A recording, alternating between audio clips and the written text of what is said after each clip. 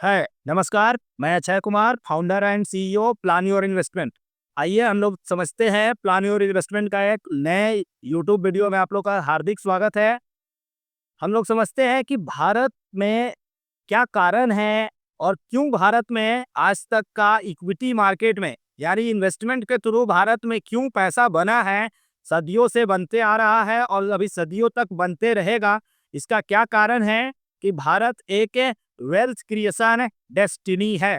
चलिए समझना शुरू करते हैं। पूरे दुनिया में सिर्फ दो ही ऐसा कंट्री है जो वेल्थ क्रिएशन डेस्टिनी है। एक हम लोग अपना कंट्री भारत है और दूसरा एक कंट्री है अमेरिका, जहां पर बेतहाशा धन बना, इन्वेस्टरों का भी, बिजनेस ओनर का भी, बाकी सब लोगों का। तो चलिए हम लोग अपना भारत के बारे में चर्चा करते हैं कि भारत एक वेल्थ क्रिएशन डेस्टिनी क्यों है। चलिए समझना शुरू करते हैं कि इंडिया और वेल्थ क्रिएशन डेस्टिनी क्यों है। इंडिया ऐसा, इंडिया में क्या क्या चीजें हैं कि जिसके वजह से इंडिया में वेल्थ बनेगा ही बनेगा हर व्यक्ति का। चलिए समझना शुरू करते हैं हम लोग क्यों बनेगा। पहला कारण ध्यान से समझिए, भारत जो है हमेशा से एक खर्चीला कंट्री रहा है। हमेशा से हम लोगों के पूर्वज भी बहुत ज्यादा खर्च करते थे, हम लोग भी खर्च करते हैं और हम लोग का नेक्स्ट जनरेशन और भी ज्यादा खर्च करेगा।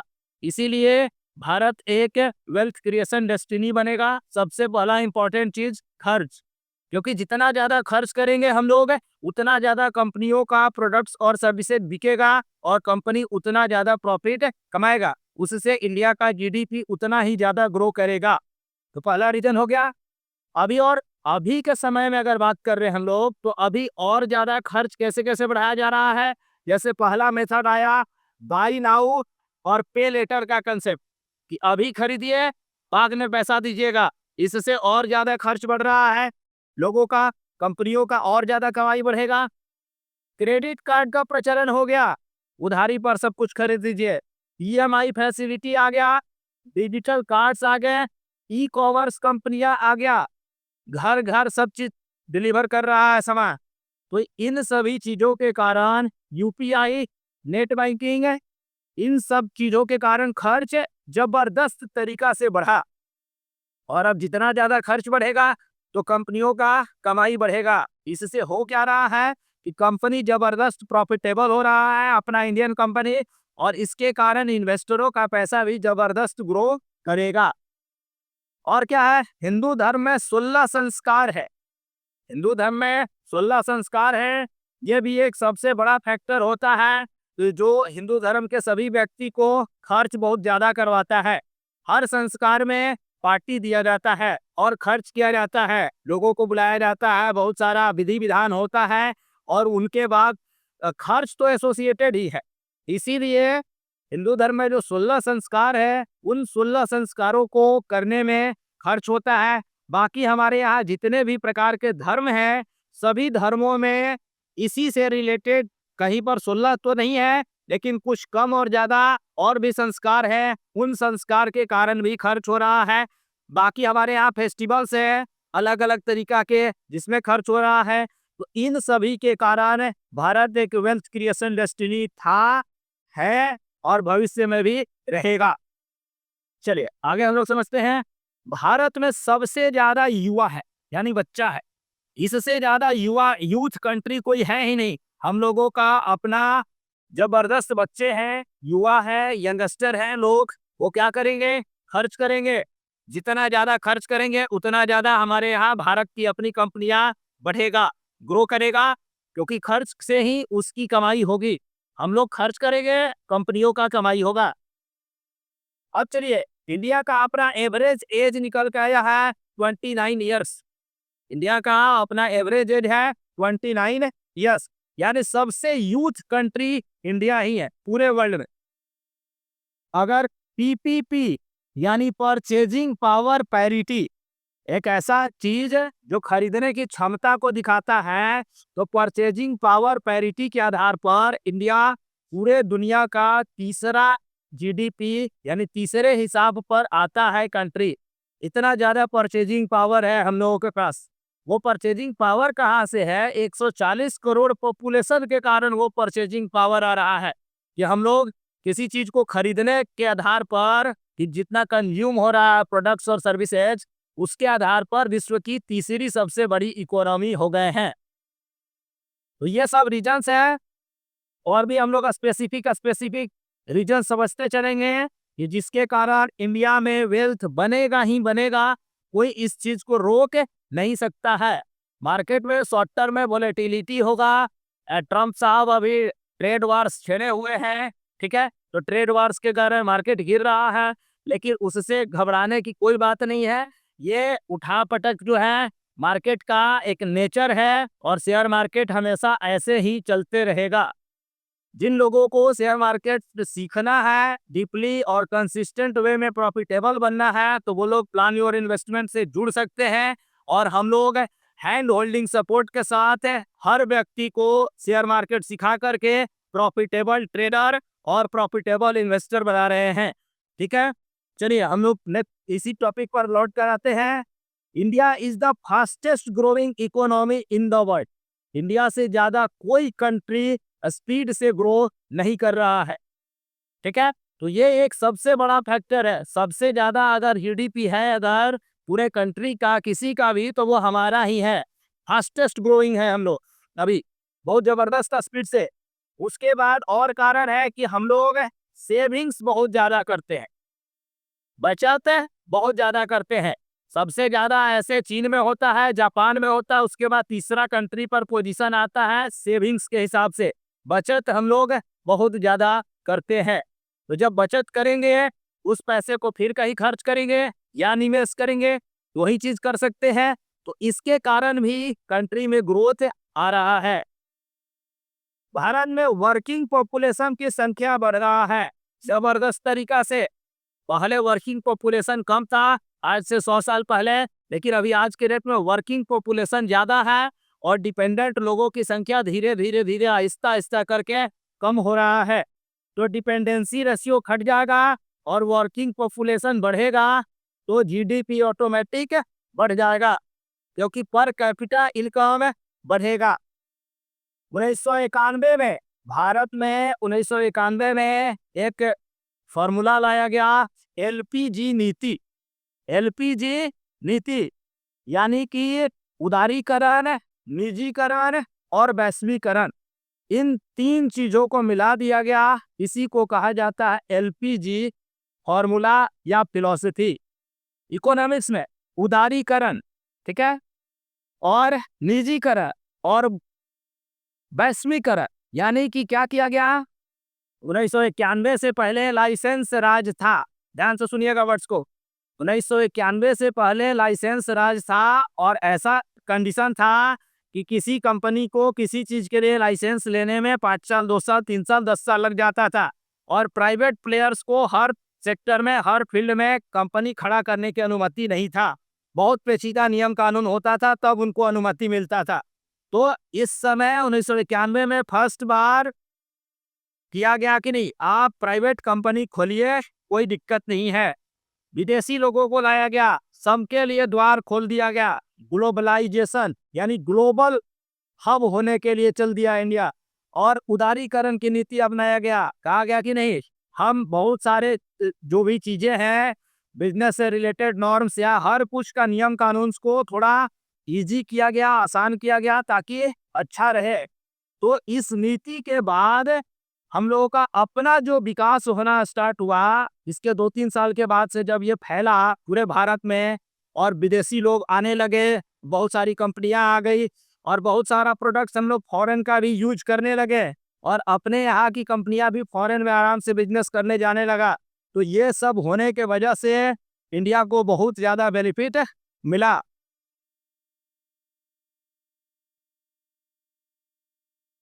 यहाँ पर हम लोग का जो अपना बैंकिंग सिस्टम है, बैंकिंग सिस्टम बहुत स्ट्रॉन्ग है। पूरे दुनिया में अगर बैंकिंग सिस्टम स्ट्रॉन्ग का अगर बात किया जाता है, तो उसमें 2-3 कंट्री ही है। अमेरिका का खुद बैंकिंग सिस्टम से स्ट्रॉन्ग नहीं है, क्योंकि अमेरिका में है क्या, एक व्यक्ति के पास कम से कम 10 क्रेडिट कार्ड है। पूरा अमेरिका क्रेडिट कार्ड पर ही जी रहा है। हमारे यहाँ अभी 10 साल से क्रेडिट कार्ड का प्रचलन बढ़ा है, नहीं तो उससे पहले हमारे यहाँ क्रेडिट कार्ड का प्रचलन बहुत कम था। हम लोग डेबिट कार्ड पर और कैश पर हम लोग कारोबार करते थे और अपना जीवन यापन करते थे। लेकिन आज अब यहाँ पर भी क्रेडिट कार्ड का प्रचलन चलने लगा है। नया लोग जो है क्रेडिट कार्ड धड़ल्ले से ले रहा है, ये एक प्रॉब्लम है।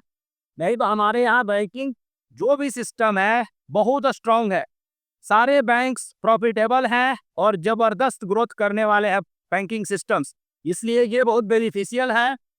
भारत दुनिया का सबसे बड़ा डेमोक्रेटिक कंट्री है, यानी लोकतांत्रिक देश। इतना ज्यादा लोकतांत्रिक देश कोई भी कंट्री नहीं है।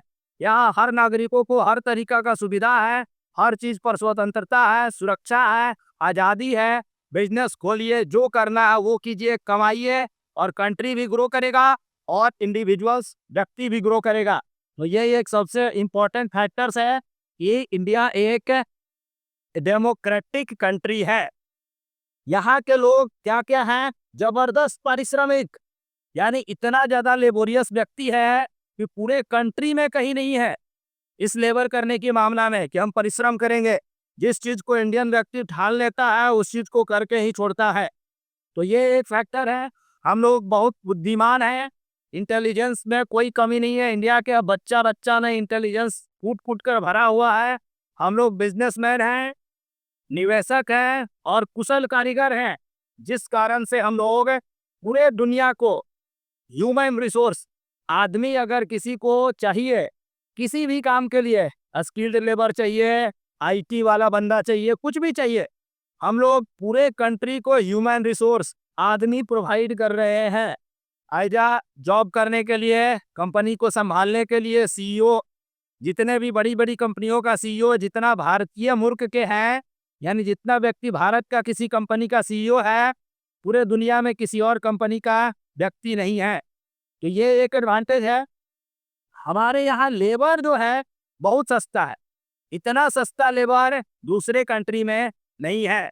यह भी एक फैक्टर है कि हमारे यहाँ अगर कोई कंपनी आ रहा है और वो अपना मशीन प्लांट सर्विसेज ये सब लगा रहा है तो उसको सस्ता मैन पावर मिल रहा है, जिससे उसकी प्रॉफिटेबिलिटी बढ़ जा रहा है। यह भी जबरदस्त एक रीजन है कंपनियों को आने में और हमारे कंपनियों को प्रॉफिटेबल बनने में, क्योंकि यहाँ पर लोगों का जो सैलरी है, वेजेज है, वो कम है। यह भी एक सबसे बड़ा फैक्टर है कंपनियों के प्रॉफिटेबिलिटी के लिए। गवर्नमेंट जो है, भारत सरकार बिजनेस फ्रेंडली इकोसिस्टम्स बना रहा है।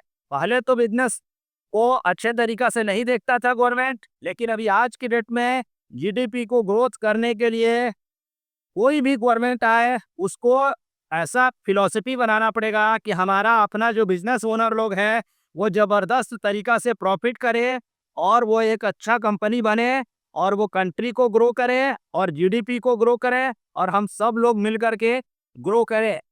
तो ये ऐसा बिजनेस फ्रेंडली इन्वायरमेंट क्रिएट किया जा रहा है, उससे बहुत फायदा हो रहा है। गवर्नमेंट जो है बहुत ज़्यादा खर्च कर रहा है कैपेक्स पर, कैपिटल एक्सपेंडिचर। नया नया इंफ्रास्ट्रक्चर डेवलप किया जा रहा है, एयरपोर्ट को जबरदस्त तरीका से डेवलप किया जा रहा है, रेलवे स्टेशन, रेलवे, हर चीज को, रोडमेज, इलेक्ट्रिसिटी, जितनी भी बुनियादी चीजें चाहिए जो आधारभूत संरचना कहा जाता है, जिसको उन सभी आधारभूत संरचना पर, इंफ्रास्ट्रक्चर पर बहुत ज्यादा गवर्नमेंट कैपिटल खर्च कर रहा है, उसका बहुत ज्यादा इम्पैक्ट होगा।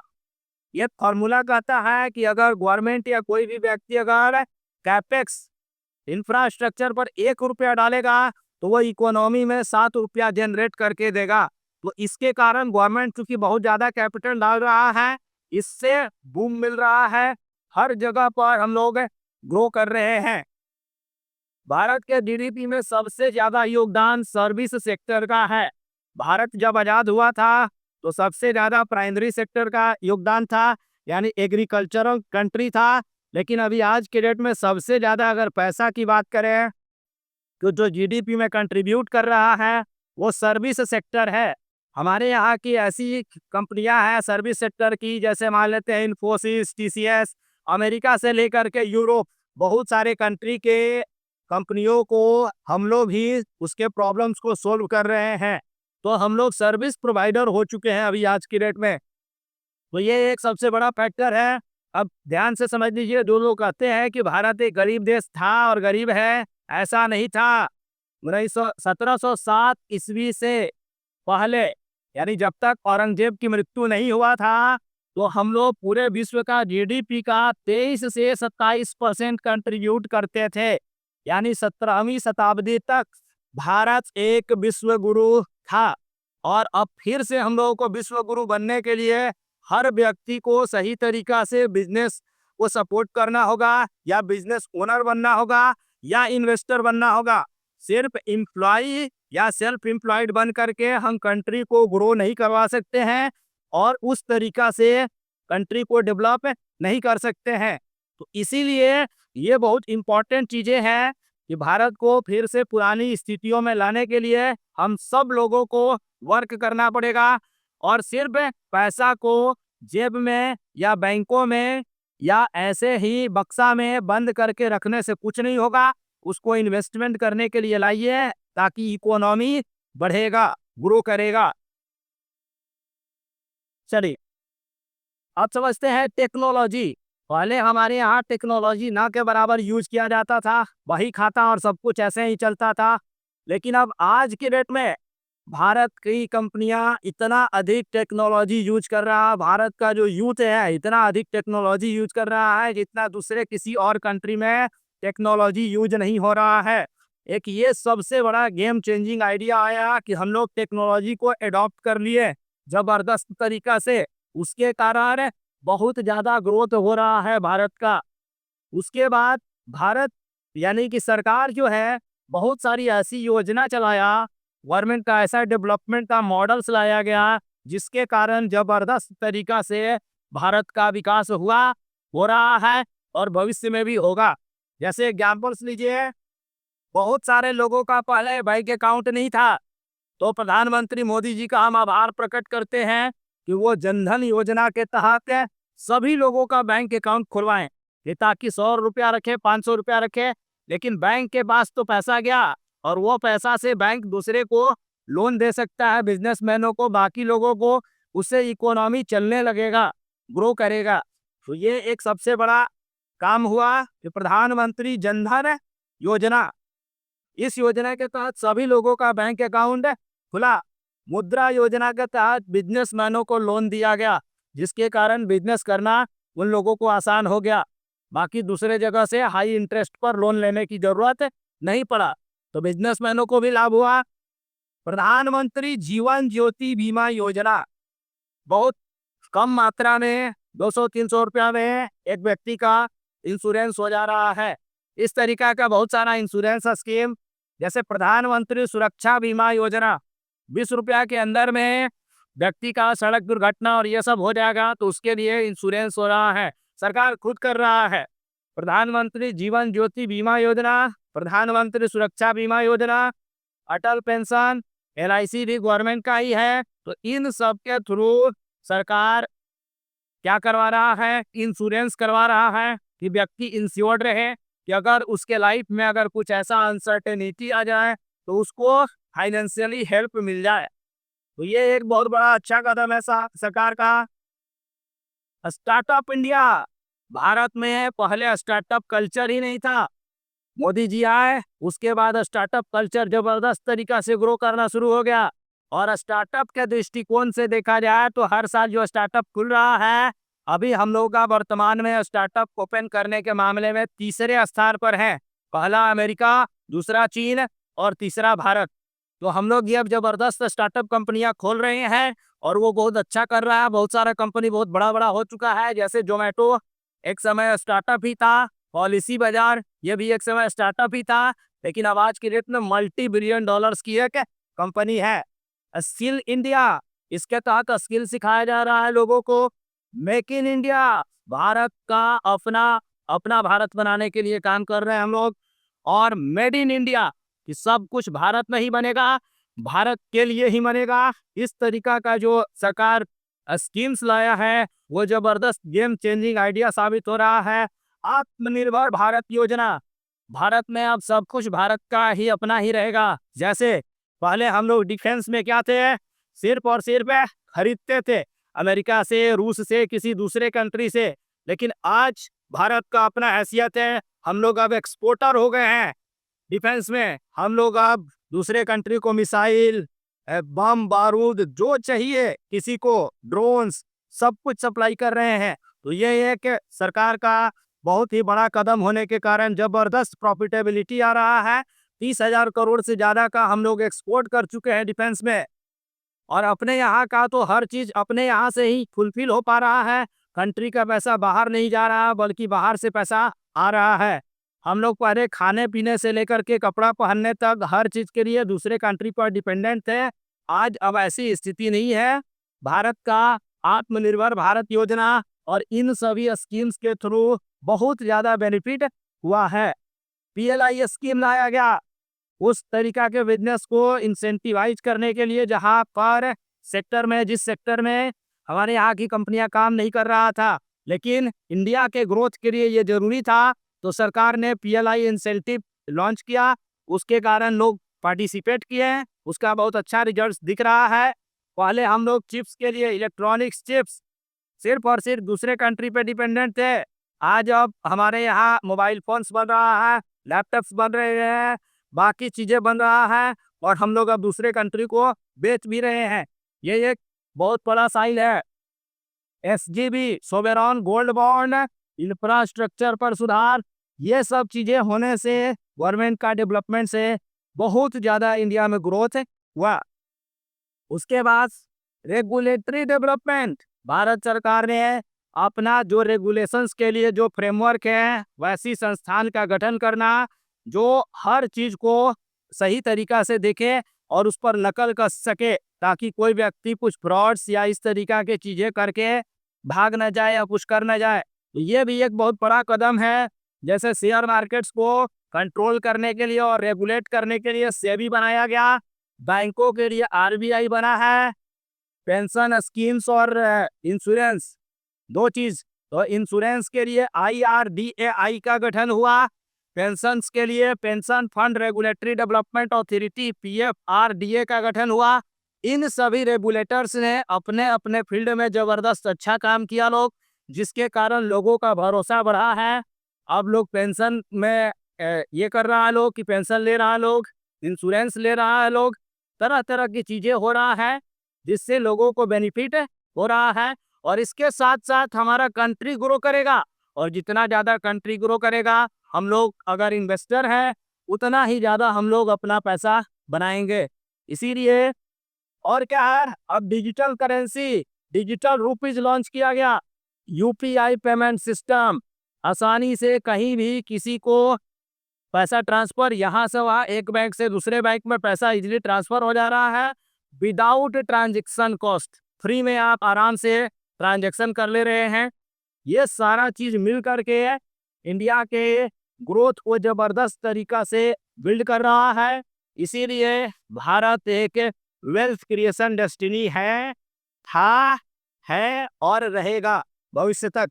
थैंक यू दोस्तों, आप सभी लोगों को हृदय की गहराइयों से प्रेम पूर्वक धन्यवाद मेरे वीडियोज को देखने के लिए, और चैनल को लाइक और सब्सक्राइब कीजिए। थैंक यू, ताकि हमारा मोटिवेशन बना हुआ रहे।